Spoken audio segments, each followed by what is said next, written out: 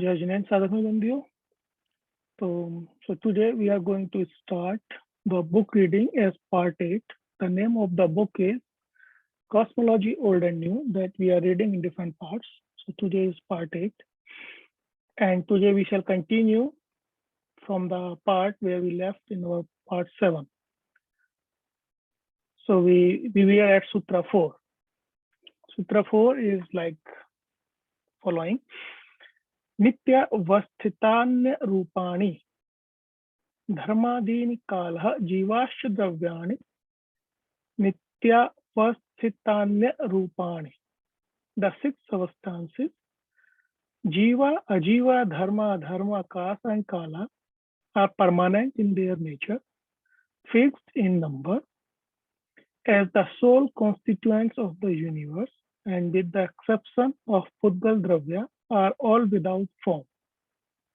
That is, they are devoid of the characteristics of matter which touch, taste, smell, and color. So, the 6 substances, Jeev, Ajeev, Dharma, Adharma, Akash, and Kala are permanent in their nature. So they are here forever, and they were here for infinite time, and they will be here for infinite time. They are fixed in number, and some of them, like Jiva, Dharma, Adharma, Akasa, and Kala, they are without form, and they don't have characteristics like touch, taste, smell, and color. The great Acharya Sri Kundakunda Swami has expressed the same view in the following gathas of Panchastikaya Sara.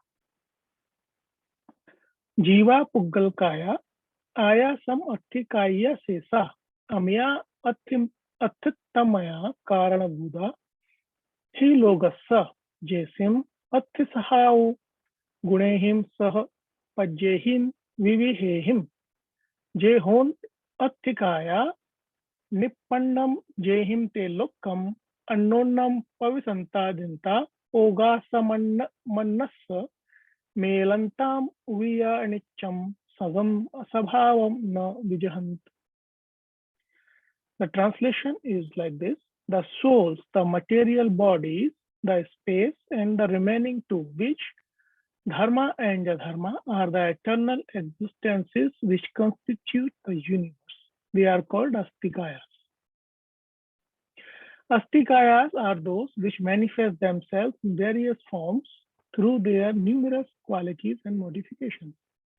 They fill all the 3 worlds, that is, they are the constituent parts of the universe. The 5 Astikaya, thou manifesting themselves in various forms, maintain their permanent character and together with time constitute the 6 Dravyas. In Shvetambara Nandi Sutra, the same idea is very clearly expressed there. Panchathikaye na kayai nasi, na kayai natti na kayai na bhavasai, vinch bhavaiya bhavisya ya dhuveniya e sasayakhaye avvay avithaye nichayaruvi. The great commentator Sri Pujpada Acharya comments on this sutra as follows. Nityam dhruv mityartha dharmadini dravyani gati hetuttvadi vishesha lakshan dravyatha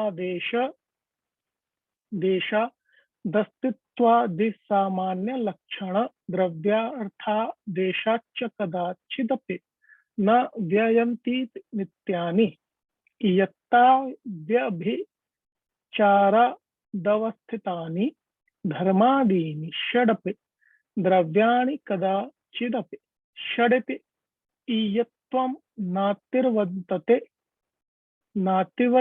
nativrantate na vidyate rupamesha myatya rupani rupa prati shedhen tattva saha charinam rasadinam api pratishedha. These dravyas are eternal and unchanging in their characteristics. The medium of motion cannot become the medium of rest, or The living cannot become the non-living. The number of dravyas is fixed as 6. It can never be seen or 7 or 5. Leaving aside Pudgala Dravya, the others are non-material and formless and hence devoid of all characteristics of matter such as touch, taste, smell, and color. Let us now see what other Indian systems of philosophy have to say with regard to the number of dravyas in the universe. In Tark Samagraha, Sutra 2, the following 9 dravyas as the constituent element of the universe are enumerated. Tatra dravyani prathivyapte jo vayavakashamala gadigatma nama digatma nasi naveva. That is earth, prithvi, water, jal, fire, tej, air, vayu, space, akash, time, kal, direction, disha, soul, atma, and mind, man. These are the 9 substances of the Vaisesika or Kannada school. Kannada school or Kannada school. Even a casual glance will show that earth, water, fire, and air are included in the Jaina category of Pudgal Dravya. For the latter has been defined as Sparsh Ras Gandha Varnavantaha Pudgala. Tattva Sutra 5.23. Material substances are possessed of touch, taste, smell, and color or form. Kannada school regard air, Vayu, as without form or color. Vide Tarka Samagraha 1 to 19. But even an elementary student of physics will tell you that scientists have converted air into a bluish liquid by continuous cooling, just as steam can be converted into water. Yeah. This is a concrete proof that air has form or color and is therefore included in the term matter.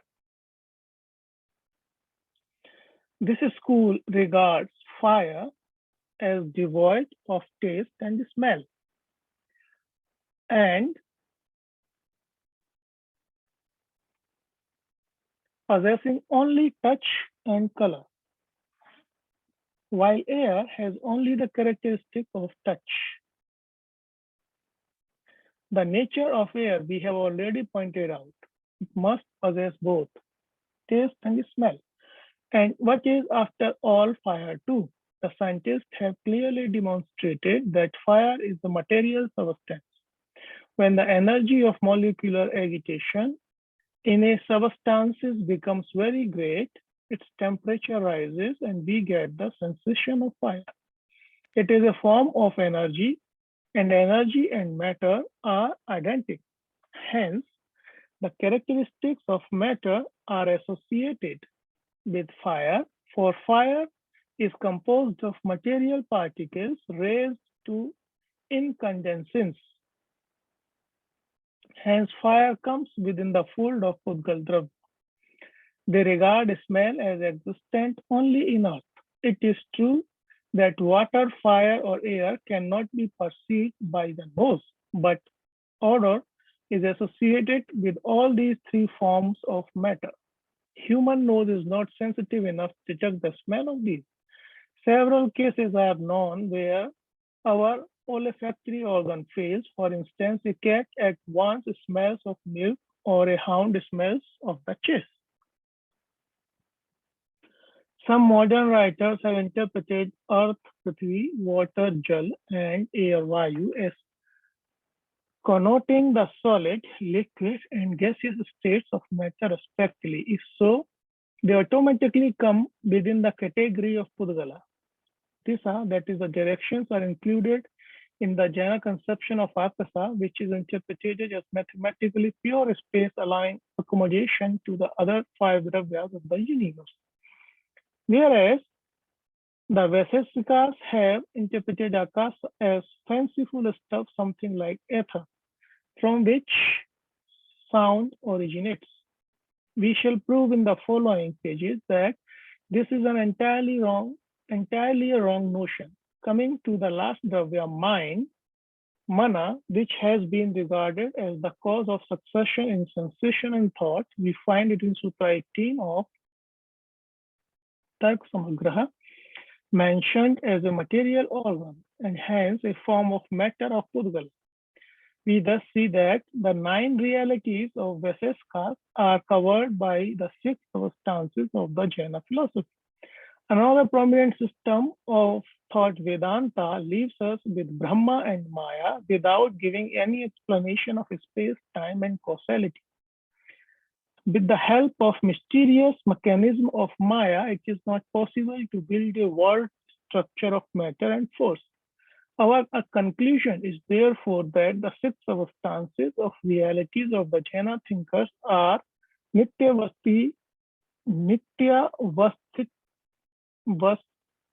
Vastitanyaya Purni, permanent in nature and fixed in number, as the sole constituent of the universe. Sutra 5. Rupinah Pudgala. Also in Svetambara Sutras, we read Pogalathikayam Rupikayam, that is, matter is Rupi. In other words, it has got touch, taste, smell, and color. In Panchastikaya Sara of Sri Kundakunda, we read Uvabhojya Mindi Ehim Ya Indiya Kaya Mano Ya Kamman Jam Havadi Muttamannam Tam Savvam Puggalam Jane. That which can be perceived by the sense or the sense organs, the various kinds of bodies of living beings, the physical manas or brain, the karmic matter are all murta or rupi objects. Known that all these are forms of matter or pudgala. In the above gatha, the author points out the various forms of matter. All objects of sense perception have a physical existence. In other words, physical properties such as touch, taste, smell, or color are associated with them. In Jainism, 5 kinds of bodies are enumerated. They are all material and are as follows. Odarika Sharira, physical bodies of all living creatures, whether born from the womb of a mother born, otherwise including the microscopic and self-microscopic organisms. Vikrayik Sarira, that which is possessed by the beings of the heaven or those of the hell, it is invisible to normal vision and is capable of transformation in shape or size. Aharak, a subtle body which is developed by advanced yogis and can be projected or shot forth to great distances on special occasions. Tejas Sarira, the electrical body whose existence has been verified by scientific experiments, as we have already seen in chapter in book reading part 7, that we have talked about the electrical body in this book. Karman Sarira, the inner subtle body, which is the seed of all mental and physical activity. Only the first of these can be perceived by senses. The others are subtle bodies, one subtler than the other in succeeding order, but they are all corporeal. Then the author has included Dravyamana in the class of Pudgala, and so it is.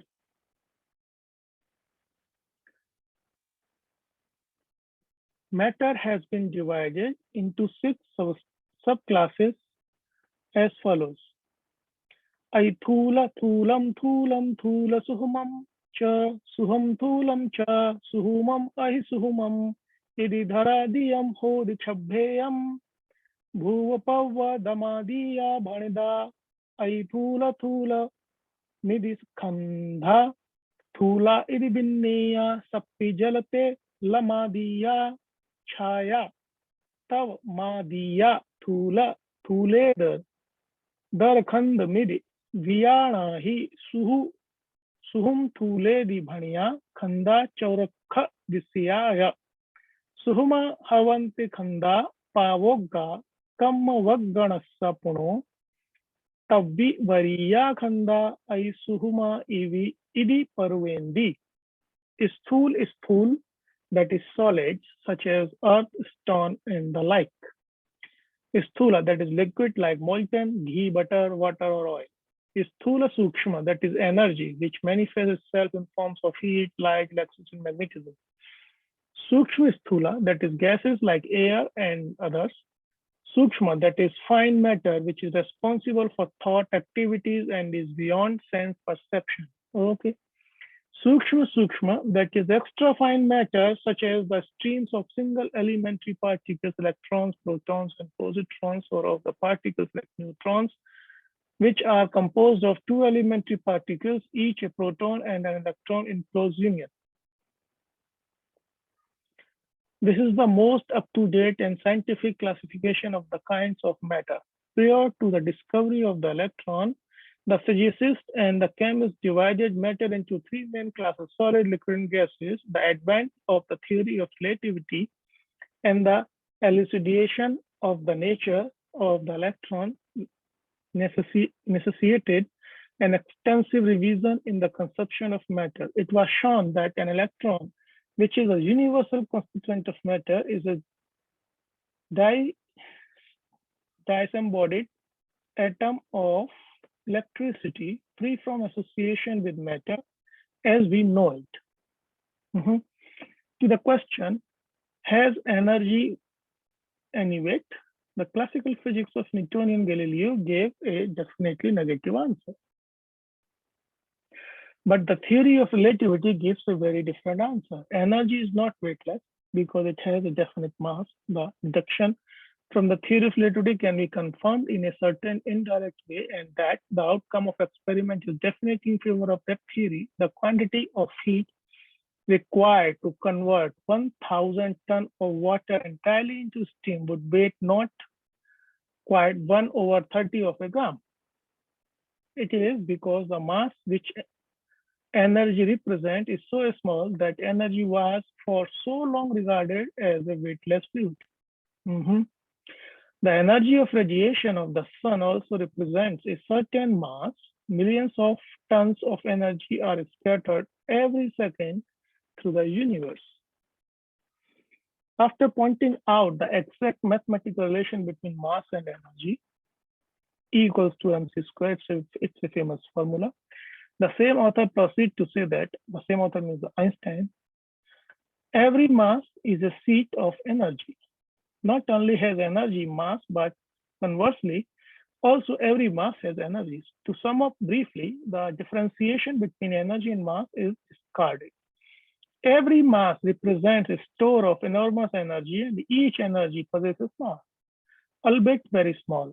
The author of The Restless Universe, Professor Max Born, has treated the subject beautifully. He says, according to this theory of relativity, mass and energy are essentially the same. When a man shoots with a gun, he feels a recoil. The bullet flies forward, so the gun must move backwards. In a similar way, emission of light in a certain direction leads to a recoil of the body emitting it. For example, we may take the searchlight and provide it with a shutter. If we open this for an instant, a beam of light rays shoot out. Then the searchlight is subject to a recoil like that of the gun. This is really so is not just a theory, but an experimental fact. This experiment clearly proves that light possesses weight, just as a bullet does. Since light is not like a single shot, but a continuous stream, it does not give a sudden impulse, but it causes impact on the surface on which it falls, just like a jet of water or a blast of wind. It is reported that with a sufficiently strong light, one could knock a man down. Figure 9 illustrates how the tails of comets always point away from the sun. This is because a comet is composed of very minute particles which are blown back by the pressure of the light from the sun. Okay. To quote further from the same book, There is no doubt that the body losing energy by radiating light does lose mass, but without necessarily losing particles. The sun loses in 1 year that much of tons by its radiation. If light is absorbed by a body, the body becomes warmer and simultaneously heavier by the mass corresponding to the energy, to the light absorbed. Heat energy therefore has mass, just as light energy has. Every form of energy storage implies a storage of mass, no matter whether the energy be magnetic, chemical, or in any other form. Energy and mass are just different names for the same thing. 1 gram of mass is equivalent to 9 into 10 raised to the power 20 ergs. To obtain this energy from coal, we should have to burn nearly 3,000 tons. Unfortunately, matter is not sufficient obliging to set its mass, and so it's energy free. Recently, however, cases have been found to occur where this transformation of matter into free energy actually takes place. Every form of matter is convertible into energy. This fact is fully illustrated by the explosion of a hydrogen bomb.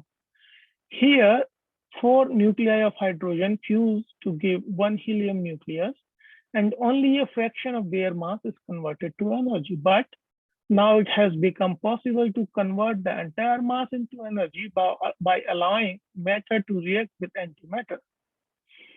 The two will entirely cancel each other, giving out a spectacular amount of energy. It is the height of wisdom of Jaina thinkers to have included all forms of energy in class of matter. In fact, they have identified matter energy under the general name Pudgala. One form of energy can be changed into another form because they are fundamentally the modification of the same Dravya Pudgala. This intra-convertibility of heat into light, light into sound, sound into electricity, and so on is the secret of all wonders of modern science. One example of the recording and reproduction of taking films will illustrate this point. The microphone, which hangs over the head of an actor in the studio, converts the sound wave into electric current. This current is then passed through a special lamp where the electric current is changed into light. This light falls on the film and gives rise to what is known as the sound record. Notice the changes: sound into electricity and electricity into light. In order to reproduce the sound from the film, the reverse process is adopted. Light transmitted through the sound record falls on a photoelectric cell, which changes light into a current of electricity, and this current, after passing through a loudspeaker, generates the original sound. Notice the changes again. Light is converted into electricity and electricity into sound. The physicists have regarded all forms of energy as one substance, and just as a sugar toy in the form of an elephant can be easily converted into another apparently divergent form of a palace. In the same way, instruments have been devised by scientists to convert one form of Pudgal into another form. In no other system of Indian thought, this beautiful concept of Pudgala, energy and matter, exists. Let us now take up one interesting point which may seem curious and incomprehensible. The Jaina thinkers have included shadows and images formed by lenses and mirrors in the Sthul Sukshma class of Pudgala, that is, they regard it as manifestation of energy. The formation of shadows is explained by the physicists as follows. An opaque obstacle in the path of the rays of light casts a shadow because the rays are obstructed and are unable to enter the region of the shadow. The images formed by lenses and mirrors are of two kinds called virtual and real. The example of virtual image is the image seen in a looking glass, whereas the example of the latter is images on a cinema screen. In the case of a virtual image, the rays appear to come from the image, whereas in the case of real image, the rays do actually come from it. Thus, it is clear that energy manifests itself in the form of shadows and images, virtual and real. Also, there is evidence to show that a dark space is not entirely devoid of energy. We read on page 137 of The Restless Universe. Instead of looking at a system of interference bands with the eye, it is possible to make a small counting apparatus pass over them and count the electrons photoelectrically liberated by them in the tube. Then we obtain many electron impacts just when the counting tube is over a bright band, and few when it is over a dark band. With regard to the sound energy, the Jaina thinkers have included it in the Sukshma Sthula class of Pudgala because it cannot be seen with the eyes but can be perceived with the help of auricular organ, whereas the shadows are included in the class Sthula Sukshma. It should be noted, however, that the two classes are overlapping, as do their names. Professor A. Chakravarti observes in this connection as follows. Unlike the other Indian system of thought, which associates sound with Akasa, Jain system explains the sound as due to the violent contact of one physical object with another. It is said to be generated by one skandha knocking against another skandha. Sound is the agitation set up by this knock. It is on account of this theory of sound that the system speaks of an atom or Parmanu as unsounding by itself. This idea is expressed in Gathas of Panchastikaya Sara. Adesh Mattamutto Dhadu Chadukassa Karanam Jodu Soneo Paramanu Parama Parinam Guno Samay Saddo Saddo Khandabba Bhavo Khando Paramanu Sangha Sanghado Putteshu Teshu Jayadi Saddo Uppagadoniyado. The atom is defined as having a perceptual form, the cause of elements like earth, fire, water, and air, and unsounding. The cause of sound, natural or artificial, has been pointed out to be the striking of molecules against one another. This is just the scientific view of the generation of sound. Sound does not travel in vacuum. In a famous experiment which is shown to every school boy, if sound were generated by Akas or ether, as is supposed by author of the Vaisesika school, sound would be still heard, for ether or Akasa is present in the vacuous space also. The view of science is expressed by R.S. Willows in his textbook of physics. It is common experience that a source of sound is in a state of vibration. For example, the prongs of a tuning fork, a bell, the strings of a piano, and the air in an organ pipe are all in a state of vibration when they are producing sound. Again, he says, light waves can travel through vacuum, but sound waves require the material medium.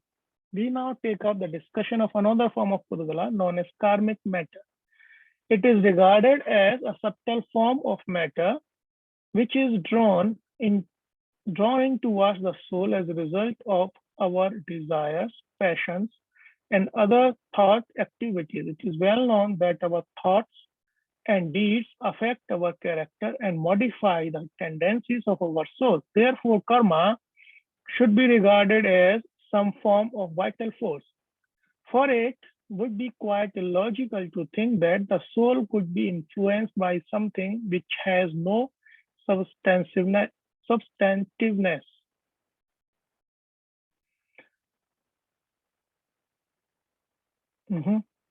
Since force is unthinkable apart from matter, karmic matter has been regarded as the agent through which our thoughts and action affects the soul. The existence of karmic matter is partly established by the recent investigation of scientists in America. We reproduce below certain portions of the reports recently presented before the Federation of American Societies for Experimental Biology. The activities of mind and matter constituted a super radio with the quintillions of living cells, okay, sending out their individual waves to be tuned in quadrillions of receiving sets in the brain. Okay, Professor Hallowell Davis of Harvard Medical School described 5 different kinds of waves that have now been found to be emanating from the brain. The encephalogram, electrical record of the brain waves on paper, taken under standard conditions, seems to be quite characteristic for a given person. The brain and nerves, stated Professor Davis, generated electrical waves which could be detected by means of sensitive amplifiers. That the body's electrical impulses are connected with a chemical activity, the electrical impulses being associated with the secretion by the nerve ending of a powerful drug known as acetylcholine was brought out in a paper by Dr. V.E. Henderson of the Department of Pharmacology, Toronto University. It was for work in this field that Professor Otto Loewi of Graz, Austria, and Sir Henry Dahl of London received the Nobel Prize in Medicine last winter. Okay, Professor Leo Loeb of the Department of Pathology, Washington University School of Medicine, St. Louis, presented a paper on the biological basis of individuality. He offered evidence for the existence of substance in each individual higher organism, man as well as animal and birds, which bring about the unification of its many parts. These individuality differentials are genetically determined and therefore transmitted by heredity, but they are represented by substances which develop in the course of phylogenetic and embryonal evolution, said Dr. Loeb. These reports of the American doctors establish the fact that our thoughts and emotions give rise to electrical waves in the brain, which tune in foreign energy waves, just as the waves generated in a radio receiving set tune in electrical waves of foreign station. This is what a Jaina would call a srava, that is in flux, or karmic matter into the soul. That the influx of these electric impulses is connected with chemical activity is a clear index of the fact that our karmas accumulate around the soul in the form of the fine dust. Thus, the existence of karmic matter is to a very great extent established by experimental science. The extra fine matter, sukshma, we have interpreted as streams of individual elementary units of matter called electrons, protons, positrons, and neutrons of modern science.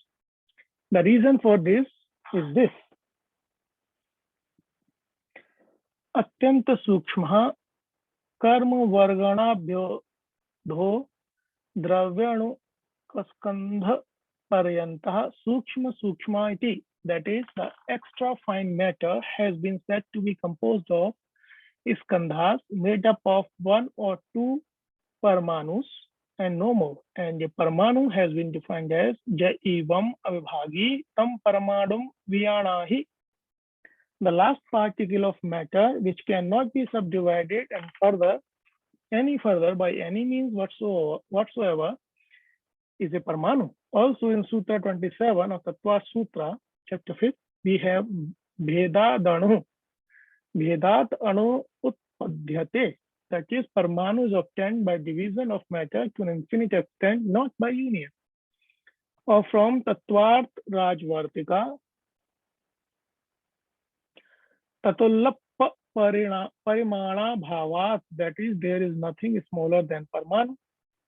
It follows that a Parmanu cannot be interpreted and should not be interpreted as the atom of modern chemistry, although originally the word was invented by the Greek philosopher Democritus to denote something which could not be subdivided.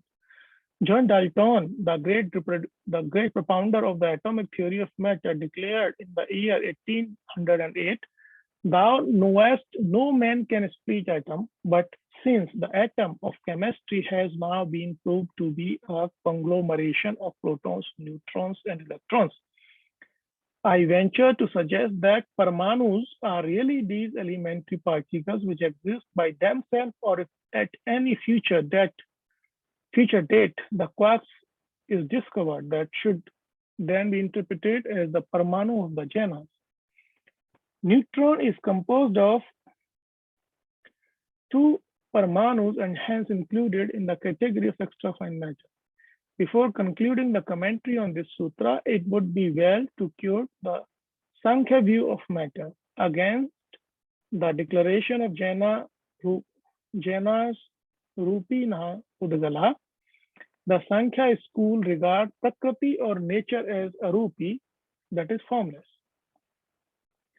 The manifested world is traced to an unmanifested ground, the Prakriti, which is conceived as formless and undifferentiated, limitless and ubiquitous, indestructible and undecaying, without beginning and without end. The unit of this Prakriti is a mere abstraction. It is in reality an undifferentiated manifold, an indeterminate, infinite continuum of infinitesimal reals. Okay, let's read it again. The Sankhya school regards Prakriti or nature as arupi, that is formless. Okay, that is clear. The manifested world is traced to an unmanifested ground, the Prakriti, okay, which is conceived as formless and undifferentiated, limitless and ubiquitous, indestructible and undecaying, without beginning and without end. Okay. The unit of this Prakriti is a mere abstraction. It is in reality an undifferentiated manifold, an indeterminate, infinite continuum or infinitesimal reals. This view is quite in conformity with the fact that ultimately all kinds of matter and different form of energy are reducible to a single form of Udgal. The invisible fundamental particles of electricity, electron, proton, positron, and neutron, being the extra fine sukshma form of it. Now, these particles are invisible to the eye. They can be perceived by other means and also give rise to concrete form of matter. Hence, Jaina thinkers have said, Rupina Pudgala, that is, matter is Rupi. In other words, it has got touch, taste, smell, and color. So it is Sutra 6, and we will continue Sutra 6 in our next book reading part. So we will stop here. And Jai Hind.